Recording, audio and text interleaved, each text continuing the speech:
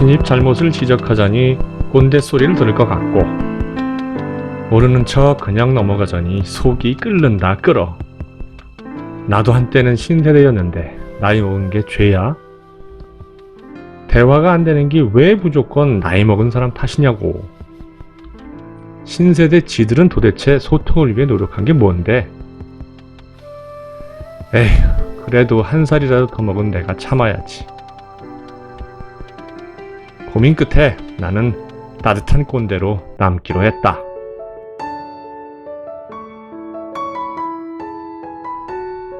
오늘 소개할 책은 이명균 작가의 나는 그냥 꼰대로 살기로 했다입니다.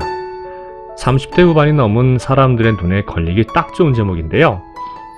요즘 것들과 세련되고 현명하게 공생하는 생존의 기술이라는 부제가 달려 있습니다. 90년대 이후 태어난 세대를 연구하려는 흐름이 주류가 되면서 나이 먹은 세대들을 꼰대로 부르는 이상한 문화가 생겼는데요. 사실 나이 먹었다는 이유만으로 부정적인 이미지가 담긴 꼰대 소리를 듣는 건 무척이나 억울할 법합니다. 저자는 꼰대로 싸잡아서 폄하당하는 30대 후반 이후 세대들의 가치나 존재 의미를 재조명하고 젊은 세대들과 공생할 수 있는 생존의 기술을 알려주기 위해서 이 책을 썼다고 하는군요. 우선 꼰대라는 용어의 개념부터 정확하게 이해하고 넘어갑시다. 60년대 초에 꼰대는 거린 집단에서 나이 많은 거린을 가리켰습니다.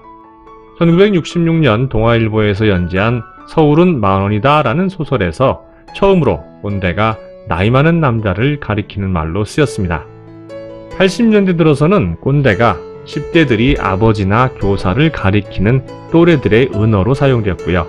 최근에는 본인 생각이나 의견을 강요하는 직장 내 상사나 나이 많은 사람을 가리키는 말로 변화했습니다. 꼰대는 젊은이들의 일방적인 생각을 반영한 은어입니다. 꼰대로 지목되는 입장에서는 기분 나쁘거나 신경질적으로 반응할 이유가 충분합니다. 다른 사람이 나를 부정적으로 보면 누가 기분이 좋을까요? 저자는 꼰대도 한때는 요즘 것들이었다는 문장으로 거침없이 포문을 엽니다. 맞습니다. 나이 먹은 게 절대로 잘못은 아니죠. 저자는 영화 은교 중의 대사를 인용합니다. 아마도 은교를 보면서 젊은 시절을 떠올린 이 나라의 꼰대들이라면 이 대사가 가슴에 확 박힐 겁니다. 너희들의 젊음이 너희 노력으로 받은 상이 아니듯 내 늙음도 내 잘못으로 받은 벌이 아니다. 젊다고 자랑할 필요도 늙었다고 후회할 필요도 없다는 뜻입니다. 젊은이들이 모두 버릇없고 덜 떨어졌다고 하는 건 일반화의 오류이듯이 나이를 먹었다고 무조건 꼰대로 치부할 수 없는 것도 마찬가지입니다. 저자는 고민 끝에 복잡하게 눈치만 보느니 차라리 그냥 꼰대로 살겠다고 호기롭게 선언합니다. 단, 인생의 선배답게 따뜻하고 포용력 있는 꼰대가 되겠다고 하지요. 따뜻한 꼰대가 되기 위해서 첫 번째로 해야 할 일은 진짜 꼰대의 특징을 정확하게 파악하고 이들과 다른 생각과 행동을 해야 한다는 겁니다. 저자가 드는 진짜 꼰대의 특징은 4가지입니다. 일단, 배려가 없습니다. 다른 사람들에게 배려심이라고는 손톱만큼도 없는데요. 예를 들어 지하철에서 다른 사람들은 신경도 안 쓰고 소리 지르면서 통하는 사람들, 이 기준에 의하면 꼰대가 맞습니다. 수용도 하지 않습니다. 옆에서 잘못된 점에 대해 조언을 하거나 수정을 요구하면 절대 받아들이지 않습니다. 오히려 내 일에 왜 참견이냐고 화를 내면서 분쟁을 일으키곤 하지요. 인간으로서의 매력도 없습니다. 센스, 즉 눈치마저 없습니다. 자기가 등산 좋아한다고 휴일에 직원들 모두 산에 끌고 가서 휴일에 집에 퍼져 있는 것보다 나하고 함께 등산하니까 건강에도 좋고 즐겁지? 하며 뿌듯해하는 대표가 바로 이런 스타일이죠. 이런 특성을 고루 갖추었다면 참 좋아하기 힘들 겁니다. 그런데 제가 생각할 때 저자가 말한 4가지에는 가장 중요한 진짜 꼰대의 특징이 2가지 빠져 있습니다. 그 중에 하나는 추억 소환형입니다. 나 때는 말이야, 나 때 is a horse를 입에 달고 다닙니다. 조언할 때 항상 자신의 전성기를 소환하죠. 야, 진짜로 나 때는 그렇게 안 했거든? 너 진짜 좋은 시대에 태어났다. 우리 시절 같았으면 정말. 뭐 이런 말로 서두를 꺼내곤 하죠. 두 번째 특징은 무한 반복형입니다. 인용하는 레파토리가 전혀 안 바뀌죠. 아무리 좋은 말도 3번 이상 들으면 질리는데 정작 본인은 그걸 모릅니다. 그렇다고 공부를 하지도 않아요. 이러니 부하들이 손사래를 치는 겁니다. 저자는 다각도로 고민해서 얻은 따뜻한 꼰대가 되기 위한 방법을 소개합니다. 첫 번째는 빼기의 기술입니다. 지시를 명확히 하고 일관성을 갖고 책임을 회피하지 말며 행동으로 보여주라는 겁니다. 두 번째 기술은 칭찬의 기술입니다. 구체적으로 칭찬하고 일이나 행동이 아니라 사람을 칭찬하라고 합니다. 결과보다 과정을 칭찬하고 이따금 기술적으로 우회적으로 3자를 통해 칭찬하라고 합니다. 가장 중요한 것은 상대를 위하는 마음을 갖는 거죠. 세 번째 기술은 피드백의 기술입니다. 할 말을 참지 말고 제대로 피드백하라는 거죠. 후중은 조용히 불러서 따로 하고 내 생각을 강요하지 말라고 합니다. 그러면서 언젠가 좋은 날이 올 거야 라는 위로도 잊지 말라고 합니다. 이 밖에도 반복하지 말 것, 선택권을 반드시 상대방에게 줄 것, 그리고 언더스탠드 할 것 등을 얘기하는데요. 저자의 의견이 다 좋은 내용인 건 동의합니다. 그러나 어느덧 세월이 흘러서 꼰대가 된 입장에서는 이 책을 읽고 난 후에 솔직히 공감보다 반감이 생깁니다. 아니, 내 의견을 내가 말하는 게 죄야? 도대체 이걸 다 지키면 내가 상사야, 걔가 상사야.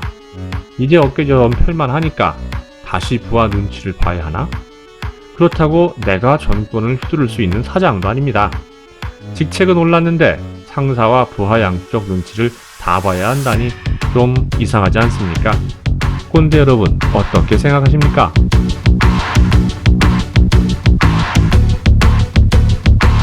저자가 꼰대라는 부정적인 이미지를 피하는데 내용을 집중하다 보니까 신세대 관점의 기성세대를 우겨넣은 느낌이 강합니다. 신세대와의 소통 단절이 나이 많은 사람만의 책임인 양 오도하는 것처럼 다가오는데요. 상사로서 처리해야 하는 현실이 있는데 지향해야 하는 이상만 열거한 느낌이라고는 할까요? 춘추전국 시대의 왕들을 찾아다니면서 인과 예를 중시하는 도덕 정치를 주장했지만 시대착오적인 생각으로 간주해서 결국 중용되지 못했던 공자를 보는 느낌입니다. 사실 본문대로만 하면 성인군자가 따로 없습니다. 당연히 부하들이나 후배들에게 좋은 평판을 얻을 겁니다. 하지만 과연 그게 나나 그들에게 최상일까요? 예를 한 가지 들어보겠습니다. 본문에서는 내 생각을 강요하지 말라고 했는데요. 내 의견을 강요하지 않으려면 직원들이 활발하게 의견을 제안하고 그 중에 나보다 쓸만한 의견이 있어야 합니다. 그런데 팀원들이 남의 일처럼 내 눈치만 보고 있거나 그들이 제안한 생각이 수준 이하라면 과연 어떻게 해야 될까요? 부하들 의견을 취합해서 결제를 하러 갔다니 내 위에 진짜 꼰대가 무슨 일을 이따 왜? 달달 볶으면 어쩝니까? 분위기 파악 못하고 일 처리가 엉망인 직원은 또 어떻게 하고요? 제 말이 소설처럼 들리신다고요? 그렇다면 밑에 매우 유능한 직원만 두었거나 아직 중간 관리직을 경험하지 못해서 그럴 겁니다. 이 책에서 말하는 대로 하다가는 아마도 부하 직원보다 먼저 회사를 그만두는 신세가 될지도 모르겠습니다. 결국 요점은 꼰대로 대접받느냐 아니냐가 아닙니다. 꼰대가 돼서 목표를 달성할 수 있다면 눈치 보지 말고 꼰대가 돼야 합니다. 내가 취할 수 있는 장점을 취하고 단점은 버리면 됩니다. 내 자리에서 극히 일부 권한만 행사할 수 있다면 사실 꼰대가 안 되기도 어렵다는 걸 인정해야 합니다. 복잡하게 생각할 필요 없습니다. 평판보다 목표 달성과 결과를 먼저 두면 됩니다. 꼰대로 비칠까 신경을 쓰다 보면 본말이 전도될 수도 있습니다. 일의 성과를 중시하고 조직 내에서 프로페셔널로 인정받으려면 나다움을 잃지 않는 게 중요한데요. 잘 생각해 보십시오. 나를 나답게 만드는 것은 사실 장점만이 아닙니다. 장점과 단점이 모여서 온전한 나를 이루죠.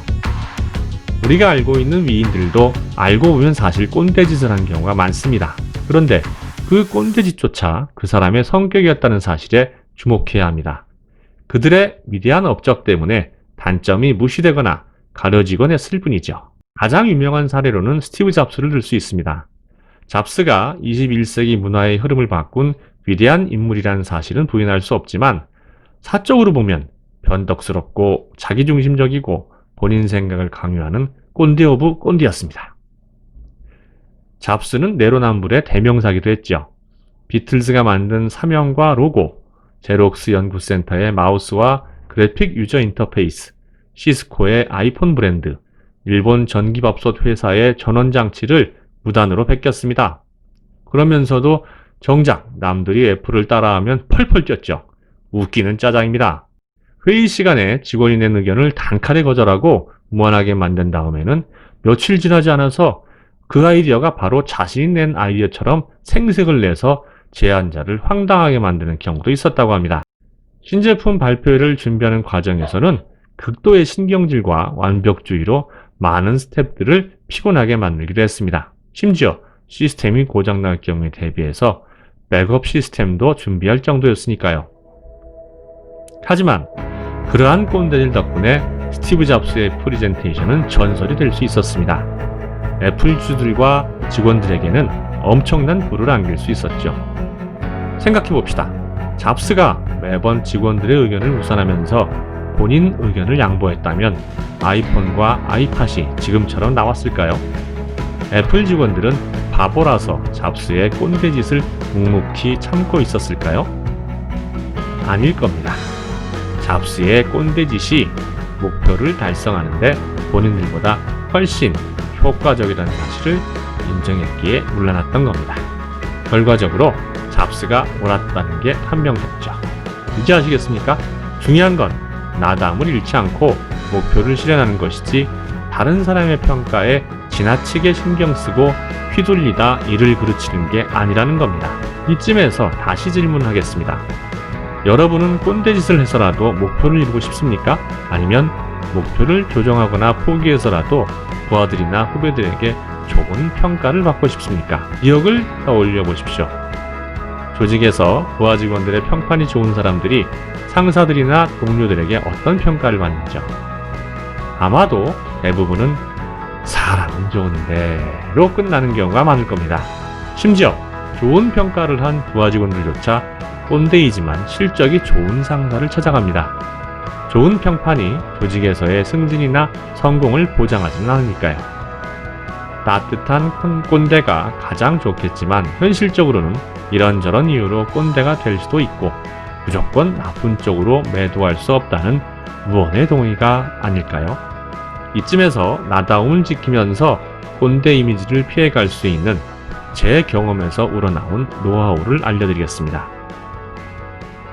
첫째, 충동적인 개입이나 조언은 하지 않는 게 좋습니다. 깊이 생각하지 않고 즉석에서 꺼낸 말은 고맙다는 말보다 뒷담화를 유발할 가능성이 높습니다. 부하 직원이나 후배들에게 무엇을 하기보다 하지 않는 쪽을 택하십시오. 이쪽에서 아무리 정성과 공을 담아도 그릇이 안 되는 이들에게는 잔소리와 참견으로 보일 뿐입니다. 셋째, 사적인 관심보다 직장 내 규율과 일의 완성도로 이야기하십시오.